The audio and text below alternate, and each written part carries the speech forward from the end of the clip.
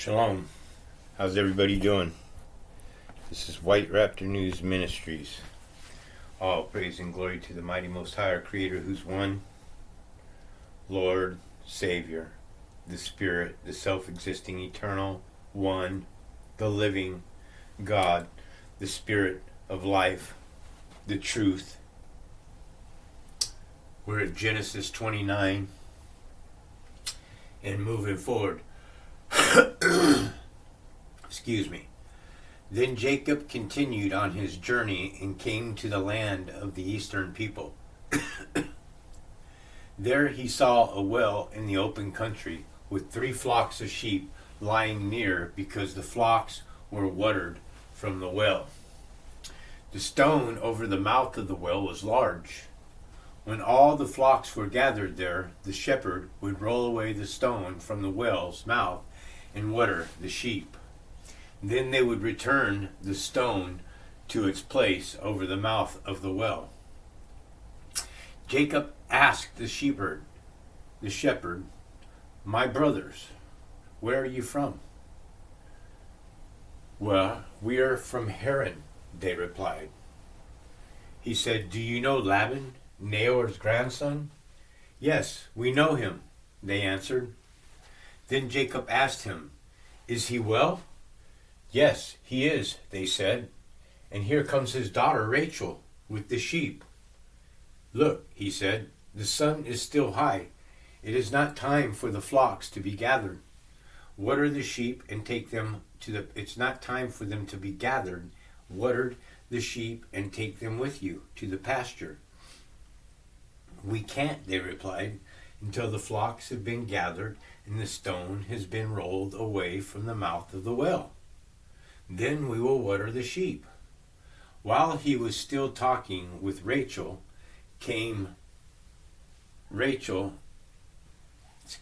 while he was still talking with them, Rachel came with her father's sheep, for she was a shepherd. When Jacob saw Rachel, daughter to his uncle Laban, in Laban's sheep, he went over and rolled the stone away from the mouth of the well and watered his uncle's sheep. Then Jacob kissed Rachel and began to weep aloud. He told Rachel that he was a relative of her father and son Rebekah, so she ran and told her father. As soon as Laban heard about Jacob, his sister's son, he hurried to meet him. He embraced him and kissed him and brought him into his home. And there Jacob told him all these things. Then Laban said, "You are my own flesh and blood. Boy, am I going to get it out of you." Jacob marries Leah and Rachel. Well, hold on.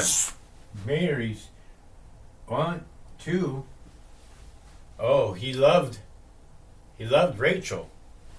So we know that some deceitful shit's getting ready to start here, man. Because he loved Rachel so much. This is the woman he loved. He didn't love Leah. Doesn't mention anything at all that Jacob loves Leah, does it? After Jacob had stayed with him a whole month, Laban said to him, "Should you work for me for nothing? You should get paid for your hard efforts. What is it you'd like?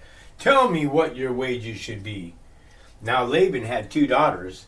The name of the older was Leah, and the name of the younger was Rachel. Leah had weak eyes, but Rachel had a lovely figure and was beautiful and young and beautiful and young. Jacob was within love with Rachel and said, "I will work for 7 years in return for your younger daughter Rachel." Wow. 7 years, boy, that's dedication right there. You're going to work for somebody for 7 years, and what you're going to get in return is a woman that you love. Good thing that in these stories of the Bible, everybody seems to be stayed married until death do them part, man. Today, in this plane of existence, it's kind of also funny that it says that For this reason, man will leave his father and find his wife, and they will become one flesh.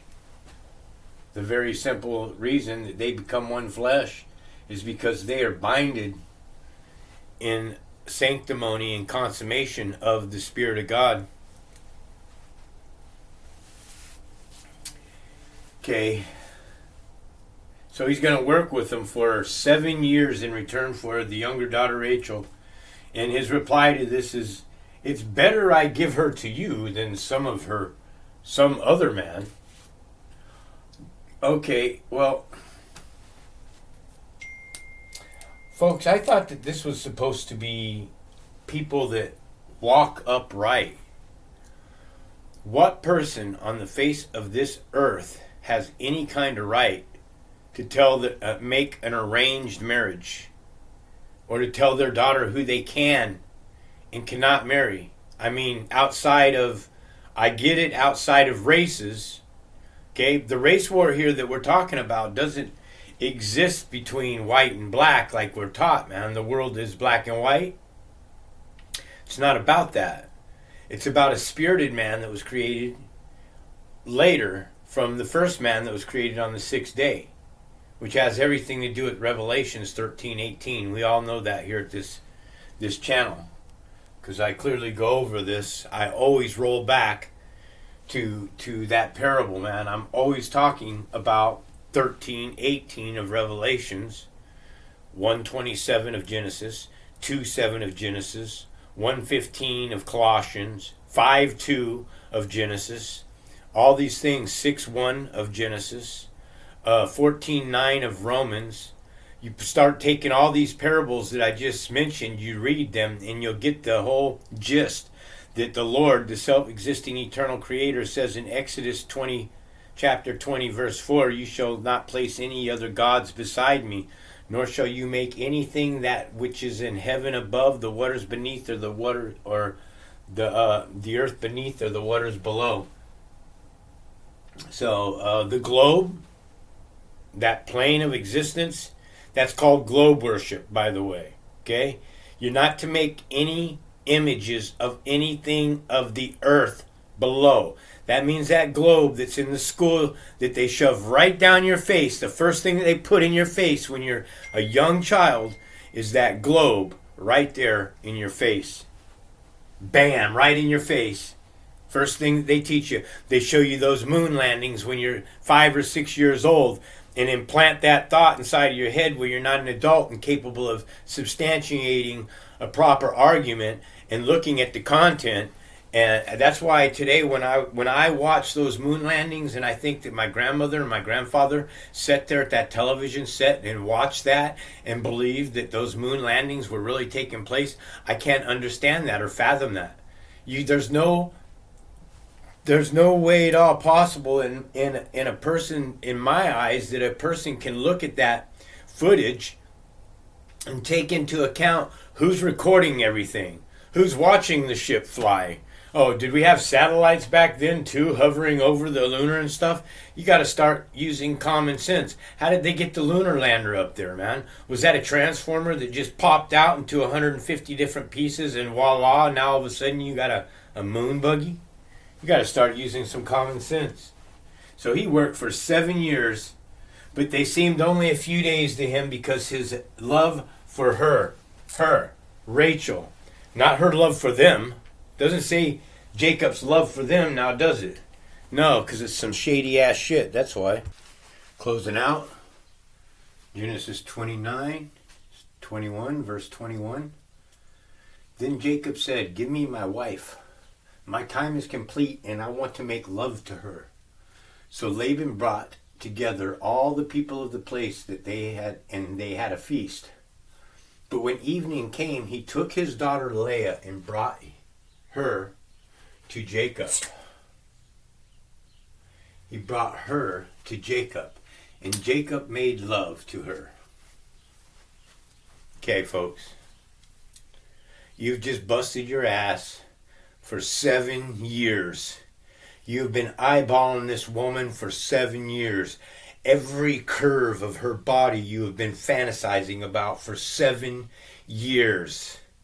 Can somebody please explain to me how you can be in love with somebody for 7 years and get me to believe that somebody brought you something other than the woman that you'd been busting your ass for 7 years, and that you wouldn't know that? That you'd lay down with that and not know it? Again, to the point, what kind of intoxication are you at that you can't fathom this understanding? Okay? It just, none of that shit makes even any sense at all. And Jacob made love to her. I don't know how, man. You've been fantasizing about one woman, one curve at a place, one breast at a... I mean, what did he do? Did he throw her blanket up over the body, man? Peel her clothes off like that? Like she's gonna have a baby down there? Baby, here, let me, come on, man. Let me slide it on in. I know that's crude. I know that's crass. But listen to what I'm saying. How the hell could a man not know who he's laying down with? Really? Would she have a face cover? It's his wife, for Christ's sakes. You don't think he removed that veil? You don't think that Jacob ripped those clothes off of that woman thinking it was his wife? He would have been in, whoa, what the hell's going on here? And then the answer to it's even more disturbing. And Jacob made love to her. Laban gave his servant Zilpah as his daughter's attendant. When morning came, there was Leah. So Jacob said to Laban, "What is this you have done to me? I served you for Rachel, didn't I? Why have you deceived me?" Laban replied, "It is not our custom to give away the younger daughter in marriage before the older daughter." Which sounds like a shit story to me, because that wasn't the agreement. The agreement was, as he asked, "What is it that you want? What are your wages? What do your wages?" His wages didn't say, "I want both Leah and Rachel." He plainly said, "I'll work for you for 7 years for Rachel." So Laban broke a contract, okay, with the nephew, which tells you what? I mean, he got 15 years of labor out of this man for two wives. I mean, not to mention later, I mean, how do you think that all made Leah feel, right? Laban replied, "It is not our custom, as I said, to give the younger daughter in marriage before the older one. Finish this daughter's bridal week, and then we will give you the younger one also in return for another 7 years of work." Well, guess what? Give you the other daughter also. Okay, I'll take the other daughter also, but I'm not giving you 7 years of work. Okay? The older daughter can hang out, man. I didn't want the older daughter.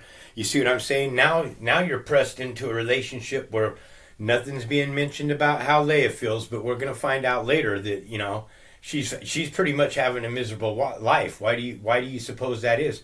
Because Jacob didn't love her. You know, Jacob loved Rachel.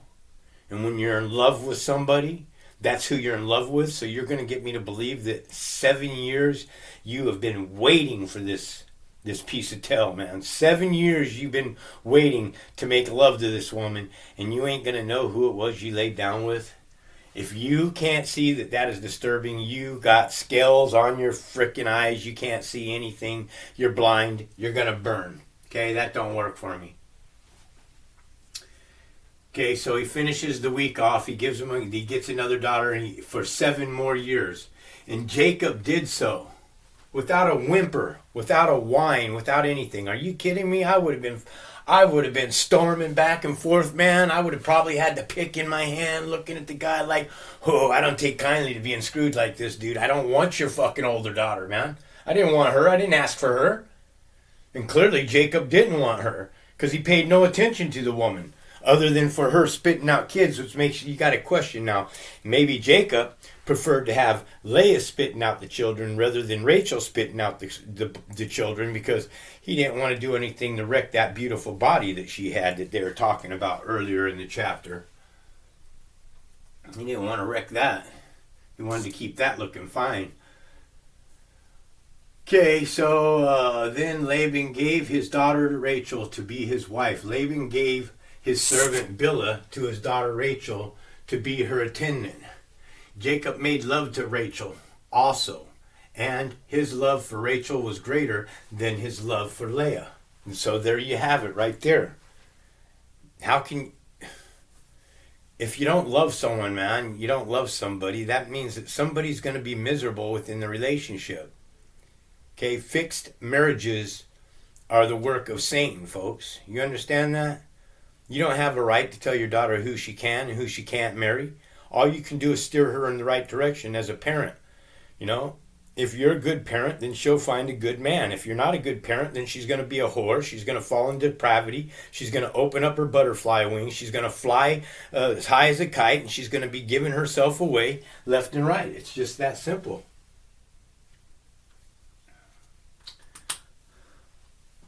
When the Lord saw that Leah was not loved, and he wasn't, and I've been telling you that, he enabled her to conceive.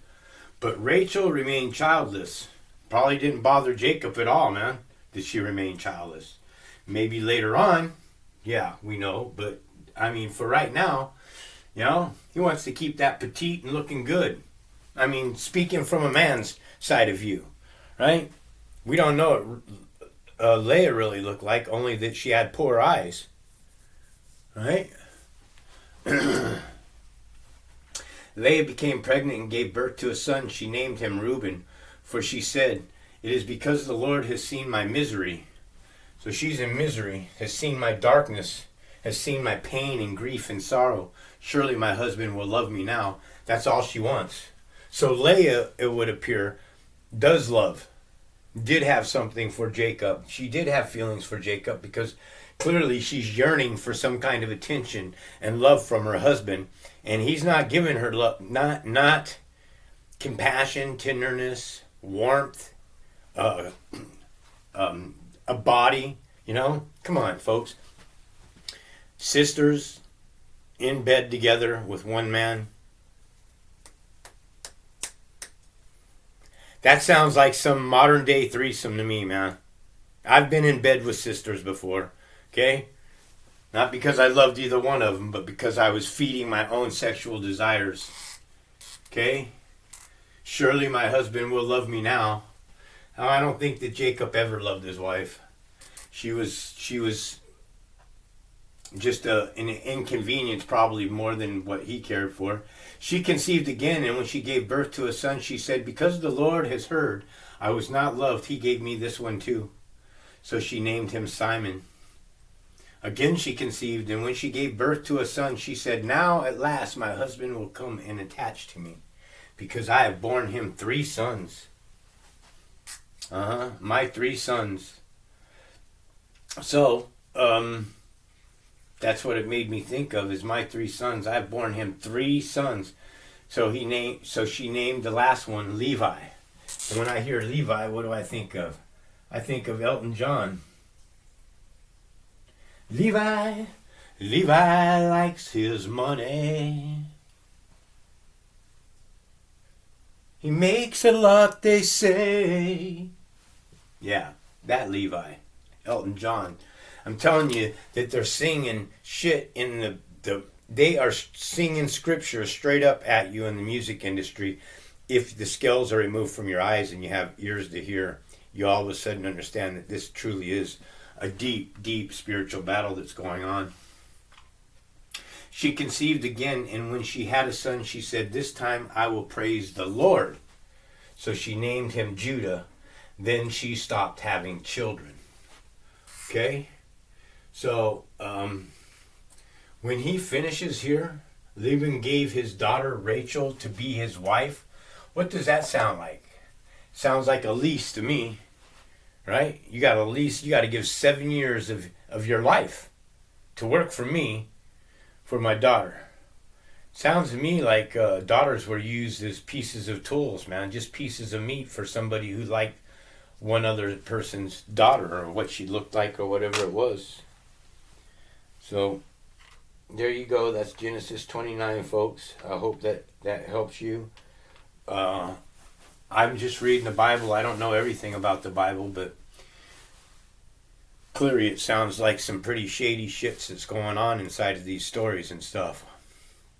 People are making deals and doing this, and they're getting screwed, and they're marrying people that they don't want to be married to. And so, I mean, I hope you guys see the inconsistencies that I'm trying to point out to you.